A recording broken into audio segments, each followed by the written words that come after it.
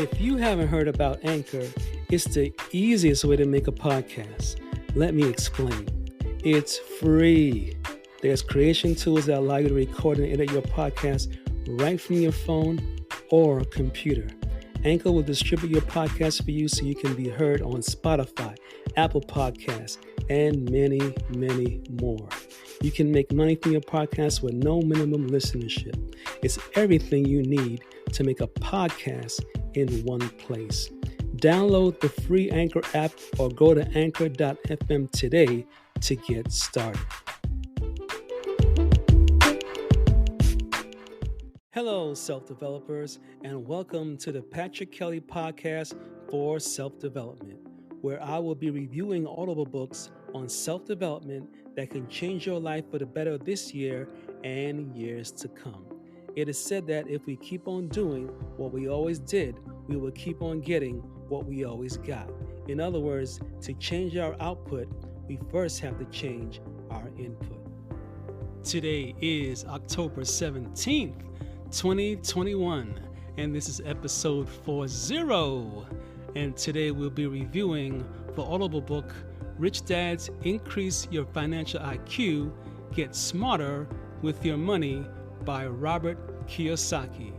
This audible book will teach you how to increase your financial IQ so you never have to think about the lack of money again. The love of money is not the root of all evil.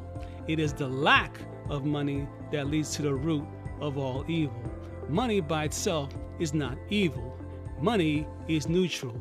Money allows good people to do more good and bad people to do more bad. The lack of financial education can cause people to do stupid things with their money and invest with stupid people.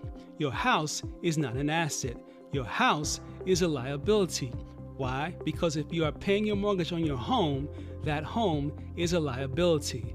If someone else like a renter is paying your mortgage and after the mortgage is paid, there is money left over, then your house is an asset. Assets put money in your pocket. Liabilities take money out of your pocket. Money alone does not make you rich.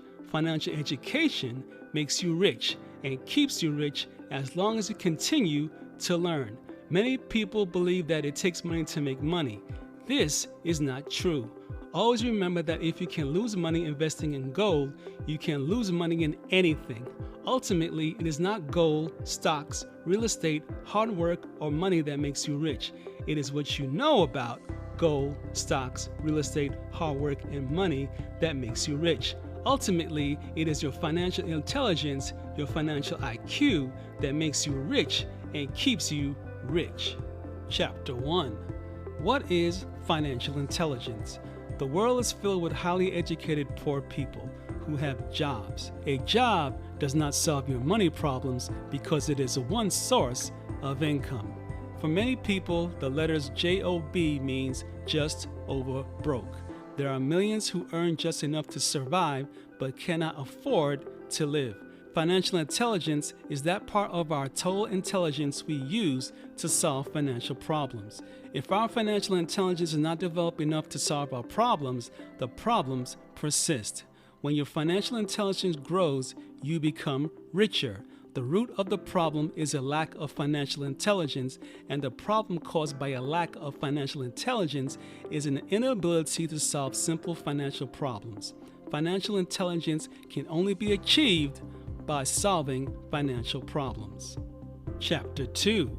The 5 Financial IQs. There are 5 basic financial IQs. They are financial IQ number 1, making more money. Financial IQ number 2, protecting your money. Financial IQ number 3, budgeting your money. Financial IQ number 4, leveraging your money. Financial IQ number 5, improving your financial information. What is the difference between financial intelligence and financial IQ? Financial intelligence is that part of our mental intelligence we use to solve our financial problems. Financial IQ is the measurement of that intelligence. Chapter 3.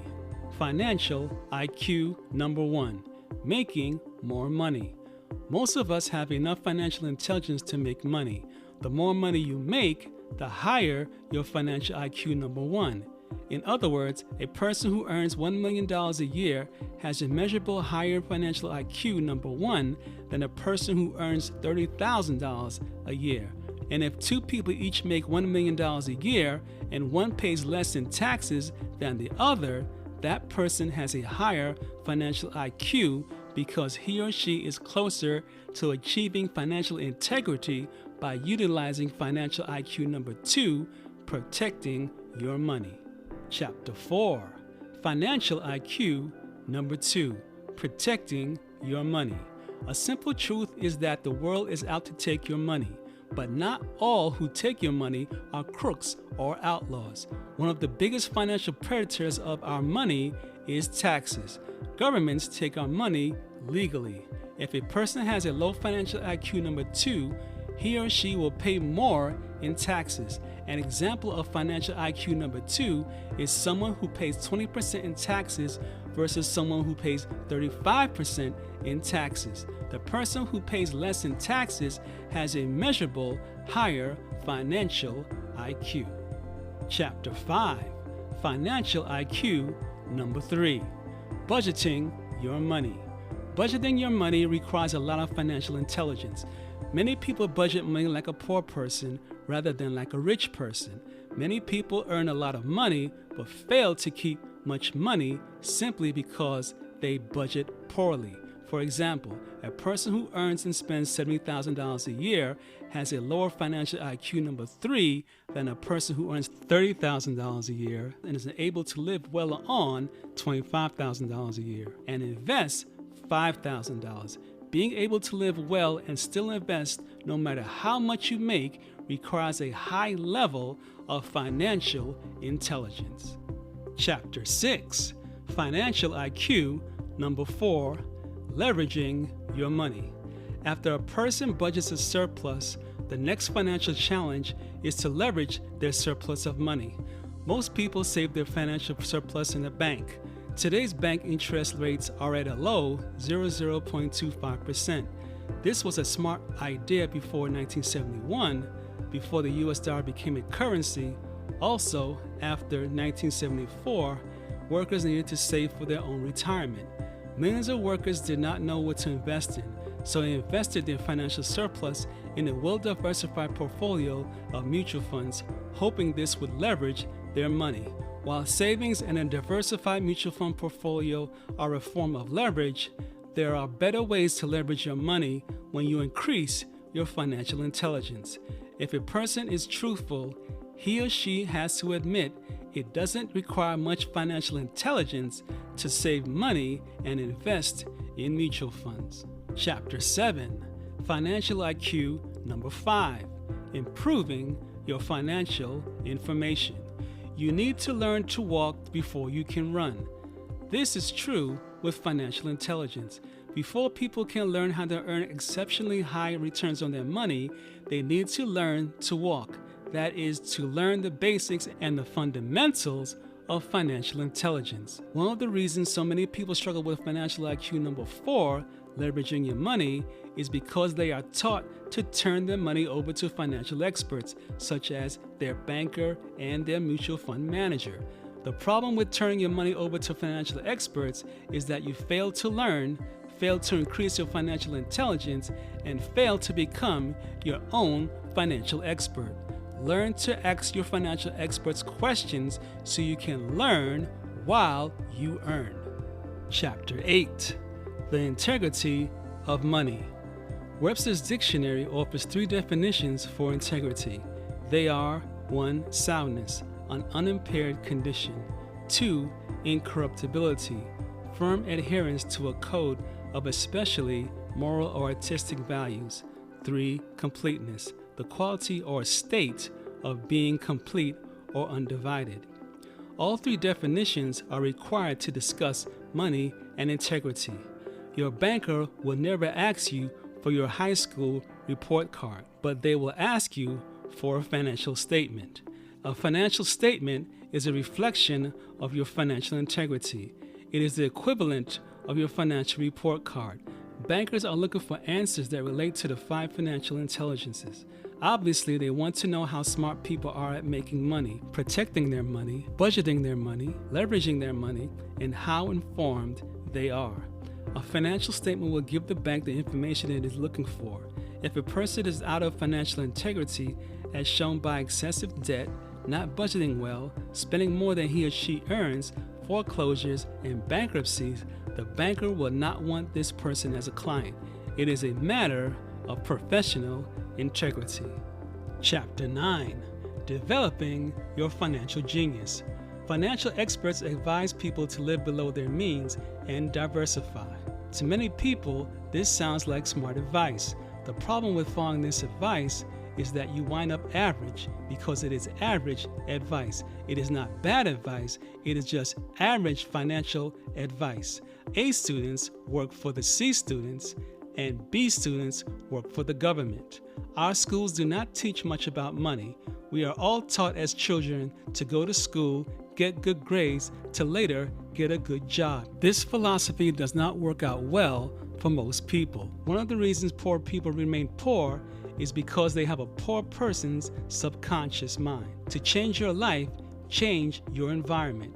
Science is finally finding out what many of us already knew. To change your life, first change your approach. If you want to become rich, you need to find an environment that is conducive to becoming richer. Consciously and intelligently challenge yourself to improve your standard of living by increasing your financial intelligence. Chapter 10. Developing your financial IQ. Consciously and intelligently challenge yourself to improve your standard of living by increasing your financial intelligence. Success requires some degree of mental and physical toughness. One learns from mistakes, not successes. The rich don't quit, they learn, and by learning, they grow richer.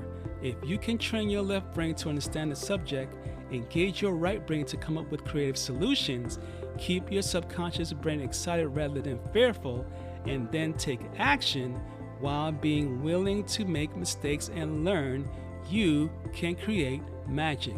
You can develop your financial genius. Closing thoughts. On a scale of 1 to 5, I would give this audible book a super solid 5 for providing detailed instructions on how to increase your financial IQ and how to get smarter with your money. To find out more about this audible book, go to www.audible.com and download this audible book, or go to www.richdad.com to find out more information about the author. Remember to subscribe to this podcast on your favorite podcast platform so you do not miss an episode, and also remember to share this episode via text or email with friends and family and other people that you care about. For more episodes of the Patrick Kelly Podcast for self-development and a free, did I say free? Yes, free 30-day trial of Audible Plus, go to www.thepatrickkellypodcast.com to sign up today. If you would like to donate $1 or more to the support of this podcast, click the donate button at www.thepatrickkellypodcast.com, and I'll be sure to thank you on the next episode. Shout out to Jason for donating to the Patrick Kelly Podcast for self-development. Thank you very, very much. This is the end of this podcast for today. Tune in next week Sunday for the next episode and the next audible book of over 300 books that I'll be reviewing on the Patrick Kelly Podcast for self-development. If you enjoyed this podcast, take a moment to rate and review on Apple Podcasts. This really helps me out. Feel free to share this podcast with someone you care about. And remember, your life does not get better by chance, it gets better by change. Take care.